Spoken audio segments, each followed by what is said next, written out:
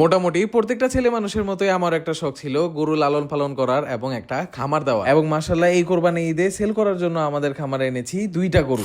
আমার ছাদে পাখির একটা খামার করার পাশাপাশি আমরা ছাদের বাইরে করতে যাচ্ছি একটা এগ্রিকালচারাল প্রজেক্ট, যেখানে আমি এগ্রিকালচার সেক্টরে থাকা প্রত্যেকটা জিনিসই ফার্মিং করব। প্রথমে কিন্তু আমরা শুরু করেছি ক্রিকেট পোকা দিয়ে, তারপর খামারে এনেছি পৃথিবীর সবচেয়ে বড় কোয়েল পাখির জাত, এবং সাথে সাথে নিয়ে ফেলেছি আমার মায়ের সবচেয়ে পছন্দের পাখি ময়ূর পাখি। এগ্রিকালচার প্রজেক্ট অথবা খামার কখনোই পূর্ণ হবে না যদি সেখানে গরু না আসে। আমাকে সারপ্রাইজ দিয়ে আমার বাবা এই খামারটা নেওয়ার পরই 2টা গরু কিনে নিয়ে আসে এই খামারে পালার জন্য। আমাদের খামারটা যাতে খালি পড়ে না থাকে, এবং যেহেতু আমরা মানুষ রাখবোই এখানে ময়ূর এবং কোয়েল পাখিগুলা পালার জন্য, তাই এজ এ বিজনেস প্রজেক্ট আমরা ডিসিশন নেই এই কোরবানি ঈদে সেল করার জন্য আমরা নিব 2টা ছোট ছোট গরু। 2 মাসের কাছাকাছি সময় হয়ে গেছে যে আমরা এই গরু 2টা পালছি। তবে কখনোই আমি এই 2টা গরুকে আমার ভিডিওতে দেখাইনি, কারণ আমি চাচ্ছিলাম কোরবানি ঈদের টাইমে যখন একটা হাইপ থাকবে তখন আমি একটা গরু ভিডিও ছাড়লে হয়তো বা আমি এই 2টাকে সেল করতে পারবো খুবই তাড়াতাড়ি। আমাদের খামারে কিন্তু এখনো লাইভ ওয়েট মাপার স্কেলটা আসেনি, তাই আমি আপনাদের এই গরু 2টা লাইভ ওয়েট এখনো বলিনি। তবে অনেক এক্সপিরিয়েন্স গরু আলাদের যখন আমি এনে জিজ্ঞেস করেছিলাম যে এই গরুটা এখন কি অবস্থা আছে এবং এখন কি ওয়েট হইতে পারে, তো তখন তারা বললো এটা মাংসে 2 মনের মতো হবে, কিন্তু